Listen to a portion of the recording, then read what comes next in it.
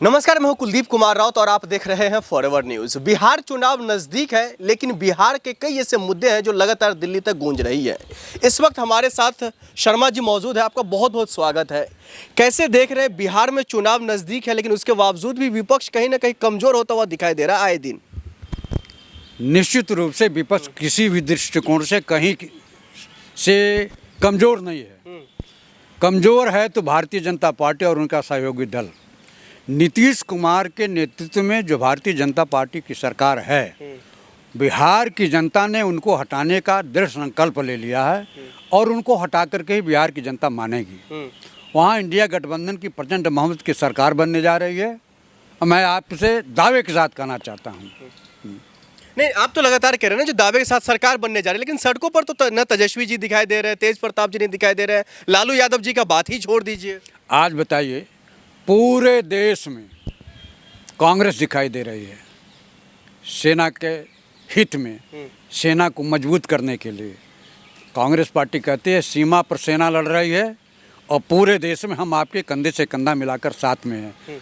तो आज पूरे देश में तो कांग्रेस ही कांग्रेस दिखाई दे रही है और आप कहते हैं कांग्रेस कहीं दिखाई नहीं दे रही है, विपक्ष कहीं से दिखाई नहीं दे रहा। आज पूरा विपक्ष सरकार के कंधे से कंधा मिला करके और सेना के साथ खड़ी है। ठीक है, आप उस मुद्दों को लेकर के आप सेना के साथ खड़े हैं, इस बात को लेकर के सराहना दी जाती है। लेकिन अब बात रही बिहार चुनाव की, बात रही बिहार के मुद्दों की, बिहार वासियों को लेकर के नीतीश कुमार जी तो लगातार दावे कर रहे हैं मैंने बिहार वासियों के लिए बहुत कुछ किया है, चाहे स्कूल की बात हो, शिक्षा की बात हो या फिर बिहार में नौकरी की बात हो।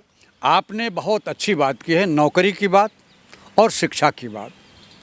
बिहार सरकार में अगर अच्छा काम की होती तो बिहार का नौजवान पलायन क्यों करता है। बिहार को छोड़ करके पटना बहुत बड़ी सिटी है और वहाँ के लोग बहुत बुद्धिजीवी हैं, वो क्रांतिकारियों की धरती है, वो बहादुरों की धरती है। लेकिन नीतीश की सरकार और भारतीय जनता पार्टी की ही सरकार है बिहार में, तो वहाँ का नौजवान बम्बई, कलकत्ता, दिल्ली क्यों जा रही है। इसका मतलब है वहाँ नौजवानों को उनके भविष्य की कोई गारंटी नहीं है। नीतीश कुमार जी झूठ बोल रहे हैं। निश्चित रूप से वह तो झूठों के साथ उनकी सरकार गठबंधन की है, इसलिए इन दोनों लोगों में लगा हुआ है कौन सबसे ज़्यादा झूठ बोले। नरेंद्र मोदी झूठ बोल रहे हैं कि नीतीश कुमार झूठ बोल रहे हैं। मोदी जी बिहार आते हैं, बिहार की जनता और आवाम से वो वादा करते हैं जो हमें हजारों करोड़ों रुपए की सौगात दे रहा हो ताकि बिहार और विकास करे। आप बताइए, बिहार की जनता का कितना प्रयास नरेंद्र मोदी ने किया है, कितना उपहास बिहार की जनता का किया है। वो बिहार में जाते हैं तो कहते हैं कि आपको 80 करोड़ दे दूं, कि 90 करोड़ दे दूं, कि 100 करोड़ दे दूं। अच्छा चलिए 120 करोड़ दे देता हूं।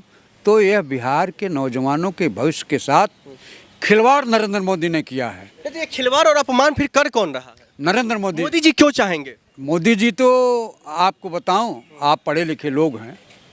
मोदी जी तो यहाँ तक कह दिया था कि मैं आपके हर प्रत्येक लोगों के खाते में 15-15 लाख रुपया दूंगा। आपको मिला क्या? आपको मिला कि नहीं मिला? तो उन्होंने कहा था प्रतिवर्ष नौजवानों को रोजगार दूंगा, नौकरी दूंगा। मिला? तो नरेंद्र मोदी झूठ बोलने की, झूठ की बुनियाद पर ही पूरी सरकार अपनी बनाई है। इसलिए नीतीश कुमार और नरेंद्र मोदी में ये पूरा लगा हुआ है कि कौन झूठ बोलने में सबसे आगे बढ़ जाए। ये तो इस तैयारी में है जो इस बार फिर से कमल खिलेगा उत्तर बिहार में। अब फिर वही आप मोदी की भाषा बोल रहे हैं। कमल तो खिला ही है वहाँ। जब गठबंधन की सरकार है तो कुछ जगह कमल खिला है, फिर से कह रहे हैं 2025 में फिर से जब चुनाव होगी तो फिर से कमल खिलेगी। ये बाप की जागीर है क्या कि फिर से खिलेगी। वहाँ की जनता ने पूरी तरह से मन बना लिया है कि इंडिया गठबंधन की सरकार बनेगी। इसीलिए पूरे देश में नरेंद्र मोदी और भारतीय जनता पार्टी 30% 32% पर सरकार बनाए हैं। बकिया के सारे लोग इनके विरोध में हैं, लेकिन वहाँ पूरा विपक्ष एकजाई है, एक मत है, एकजुट है। उस आधार पर आपको बताऊं, इन्होंने हिंदू मुस्लिम की बात की और हिंदू मुस्लिम करने पर भी ये मजबूत नहीं हो पाए।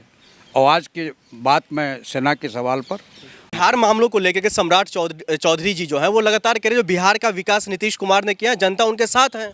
अच्छा एक बात बताइए, जब राज जनता दल के लालू की पार्टी के साथ इनका गठबंधन था तो इन्होंने क्या बोला था, चौधरी ने क्या बोला था नीतीश कुमार के बारे में? क्या? सबसे बड़ा झूठा आदमी है।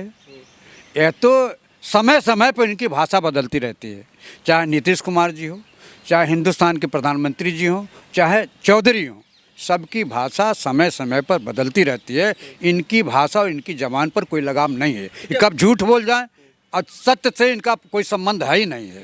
तो बिहार का विकास प्रशांत किशोर जी कर पाएंगे, जो नए पार्टी उभर कर आ रहा है धीरे धीरे? आप बताइए किन की बात करें, जिनके मीटिंग में 10 आदमी भी न जुटते हों, 100 आदमी 200 आदमी भी न जुटते हों।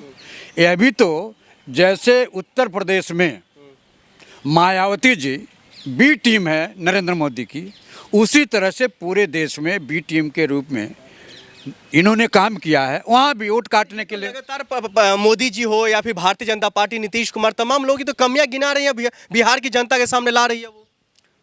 एक बात बताइए, यह उन्हीं के चट्टे बट्टे हैं, भारतीय जनता पार्टी के चट्टे बट्टे हैं, नीतीश कुमार के चट्टे बट्टे। कौन? जिनकी बात आपने किया जी, उनके यहाँ लाल बत्ती इनको मिली थी, नीतीश कुमार के यहाँ पहले चुनाव में, 2014 के चुनाव में। आप कह रहे नीतीश कुमार ने कामकाज नहीं किया तो प्रशांत किशोर नई पार्टी, इस पर तो भरोसा जतानी चाहिए ना जनता को। जनता क्यों भरोसा जताएगी, आप बताइए ना। नीतीश कुमार के साथ थे, उन्होंने इस्तीफा भी दे दिया, नीतीश कुमार से संबंध खराब कर लिया, तो उनको भी तो बिहार की जनता ने देखा है। देखिए, देखते देखते बिहार की जनता इंतजार करते करते बहुत दिन हो गया। अब वहाँ बदलाव चाहती है, वहाँ भारतीय जनता पार्टी और नीतीश की पार्टी को हटा करके इंडिया गठबंधन की सरकार चाहती है और इंडिया गठबंधन की ही सरकार बनेगी। लेकिन इंडिया गठबंधन की सरकार पर तो हालांकि कई सालों से अगर देखें, पिछले कई सालों से या पिछले कई माहौल जो बनता हुआ दिखाई दे वो तो भारतीय जनता पार्टी के पक्ष में भी दिखाई दे रहा है। आप बताओ वहाँ कानून व्यवस्था की क्या हालत है?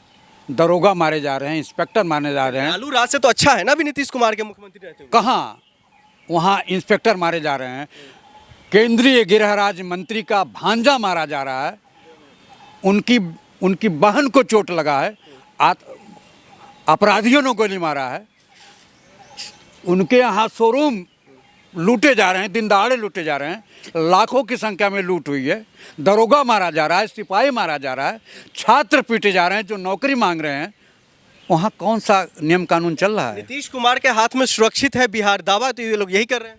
आप बताओ ना, सुरक्षित होता तो नौजवान जो आंदोलन कर रहा है उसको बुरी तरह से पीट रहे हैं, लड़कियों को पीटा जा रहा है, बिना महिला पुलिस के पीटा जा रहा है, उनको घसीटा जा रहा है। तो कानून व्यवस्था लुंज पुंज है बिहार में, कानून नाम की कोई चीज़ नहीं है। वहाँ जो नीति ये लालू के ऊपर लगाते हैं उससे ज़्यादा अब 1 दिन 2 दिन तो इनकी सरकार नहीं है, तो विगत कई सालों से इनकी सरकार है। वहाँ जंगल राज कायम है, जहाँ पुलिस का दरोगा मारा जाता हो, जहाँ केंद्रीय गृह राज्य मंत्री का रिश्तेदार मारा जाता हो, जहाँ शराब की बिक्री बंद है, वहाँ शराब रुपया देने पर आपको अच्छी से अच्छी शराब की बिक्री मिल जाती है शराब।